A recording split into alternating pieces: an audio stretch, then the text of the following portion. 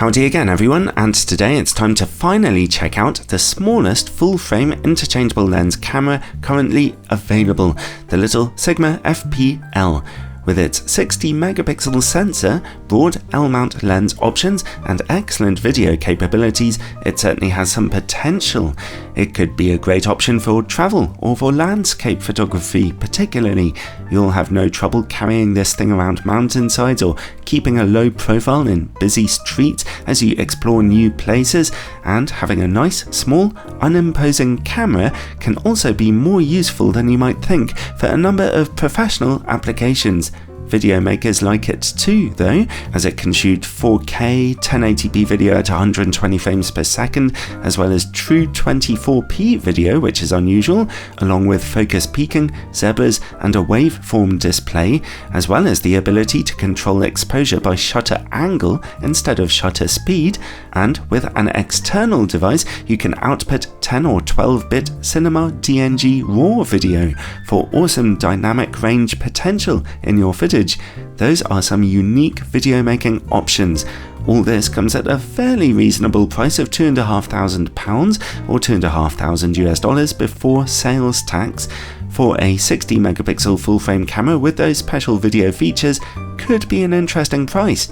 But the camera's small size carries with it some limitations, leading it to receive somewhat mixed reviews from journalists so far, possibly because it's simply rather a niche product. For some people it's going to be fantastic, exactly what they want, and for others it'll just be a bit frustrating. And while I really enjoyed testing out this camera on a recent trip to southern Spain, it does have its issues, which we'll cover over the course of this review. I'd like to thank Sigma UK very much for loaning me this camera and a couple of L-mount lenses for testing, although as usual this is a totally independent review. And just look at that lovely big full-frame sensor. Doesn't it look great in such a small camera body? Something you might have noticed though is that this camera does not have a mechanical shutter mechanism in there. That reduces the size and cost of the camera considerably, but it can lead to rolling shutter on your still photos like this if you move the camera around too quickly, and under artificial light it can also lead to some quite serious banding effects unless you slow your shutter speeds right down.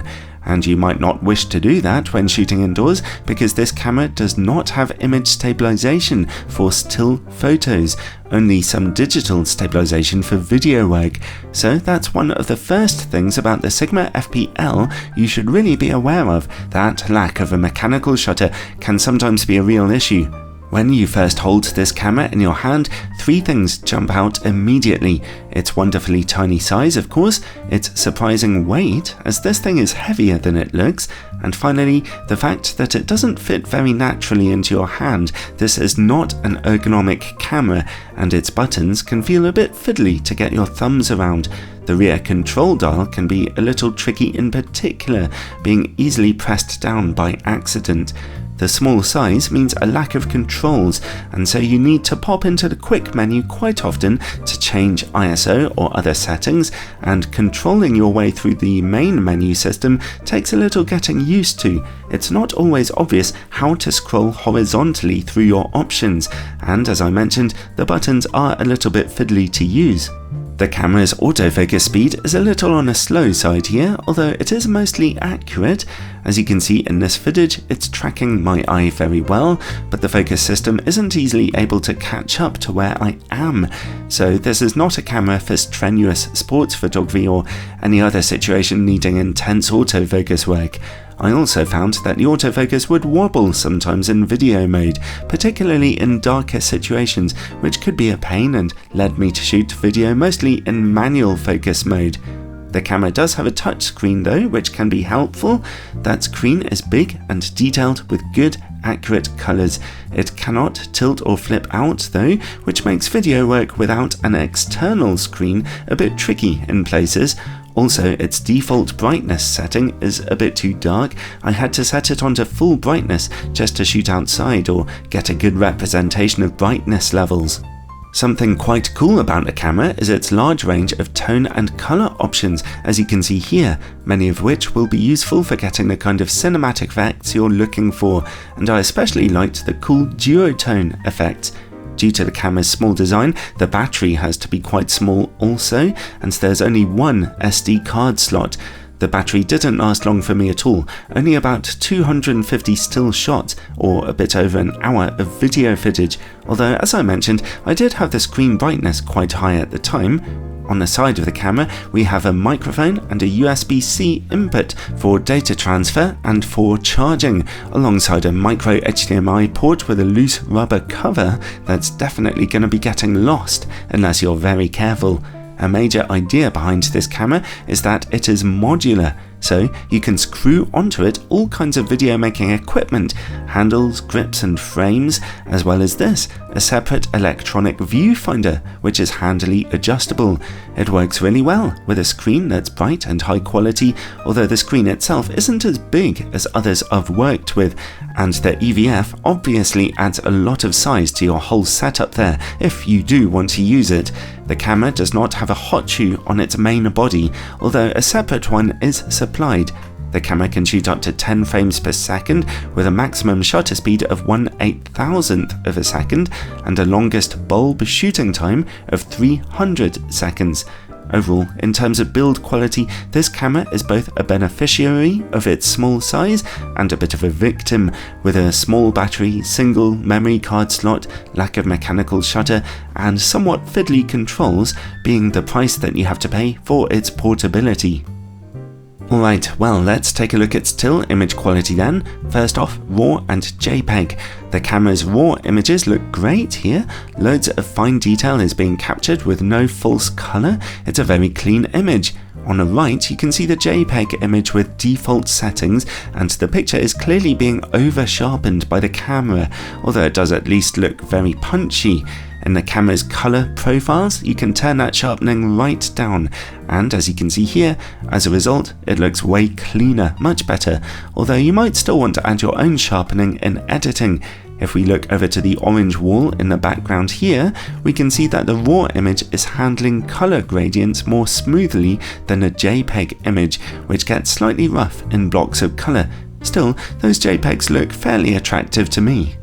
Okay, let's look at high ISO image quality then, with those images without sharpening. It's only really at ISO 1600 that noise and a little smudginess in fine details is beginning to emerge. At ISO 3200, the image is getting a bit washed out here. ISO 6400 looks noisy, and 12800 beyond what I'm willing to tolerate, except in a total emergency. Still though, considering that we are working with a densely packed sensor of a 60 megapixel camera, this is quite a good result. It's only really at ISO 3200 that a serious effect on image quality is kicking in, so that's really not bad at all. Let's take a quick look at dynamic range. As you can see, 14-bit RAW files can have their shadows effectively pulled up pretty high, although push them too far and they will get noisy with a little bit of banding. This is a real stress test though, with an image being pulled right out of the dark, so the sensor's performance is actually quite acceptable here. Something else I'll mention is that the camera's colour tone sometimes needed a little work, and I'd have to pull back the greens a bit in the white balance options, and then sometimes the colours would seem to go a little too red. On the whole though, when adjusted properly, the colours seem fine, quite neutral really. Okay then, video quality. Let's start by looking at some 4K footage. As you can see here, the camera's 4K footage is sharp, crisp and detailed, with no really noticeable digital artifacts, and it stays clean and usable up to ISO 1600. If we bump up the ISO even higher, we can still see an acceptable, if slightly noisy, image at ISO 3200, and even 6400 might be usable in an emergency. But 12,800 is just looking too rough here for normal usage. Still, great showing there. Okay, well, the camera has a digital zoom mode which still shoots in 4K, so let's push it to the limit and zoom in. Cropped footage at 4K still looks quite detailed, but way noisier, even just at ISO 400, with ISO 1600 looking really rough now. If we shoot at even higher ISO levels, then the picture gets super ugly. So the cropped zoom mode is a nice option if you can shoot in good light and keep those ISO levels right down. The camera can also shoot 1080p footage at up to 120 frames per second. As you can see here though, it looks pretty awful. What on earth happened to my face? The camera's autofocus is struggling here again, as you can see, despite being set to eye detection. I also wasn't really impressed with the camera's digital stabilization. It takes a good few seconds to properly kick in once you start shooting. From there, it can hold your footage fairly steady eventually, although the image corners on wider angle lenses will still wobble about a bit. If you choose to walk around with the camera doing handheld shooting, then here's some footage without stabilization, and here it is now turned on. As you can tell, that just doesn't work at all, unfortunately. Another video issue is rolling shutter. Here it is at 4K, being really quite problematic, as you can see. If you're shooting some kind of action sequence, consider stopping down to 1080p, where at all frame rates, the rolling shutter is under far better control. Well, wow, that was a roller coaster of a review. How can I sum this all up? In terms of video, this is a camera for video makers who really know what they're doing, who understand how to handle 12-bit RAW footage, and who have the extra equipment to complement the camera body. They will get fabulous results out of this camera if it's stabilized properly, and find it quite good value for money. However, this is definitely not a camera for run-and-gun handheld video making, and I do wish its video autofocus had been a little more confident. That, combined with the high rolling shutter effect, means that you don't really want to shoot anything that could be fast moving. In terms of still photography, this is a very nice camera for street, architecture and landscape work, and for travel photography, any situation where you want a small, light and discreet camera body, yet one whose pictures are absolutely packed with 60 megapixels of detail. Shooting indoors can be tricky though. Many artificial lights will cause flickering on the electronic-only shutter. Its key design omissions, a mechanical shutter and in-body stabilization, are a real shame, and they can often be quite seriously limiting, even if they're simply unavoidable on a camera this tiny. Likewise, the single memory card slot and the EVF that needs to be separately attached. Well, if you want a tiny camera, there are gonna be some obvious sacrifices. But overall, it doesn't surprise me for one moment that the first camera I ever test from Sigma happens to be quirky and interesting. For those within this thing's niche, the Sigma FP-L could make itself really quite useful. Those looking for a more general purpose camera with lots of features or something more friendly for beginners should look elsewhere.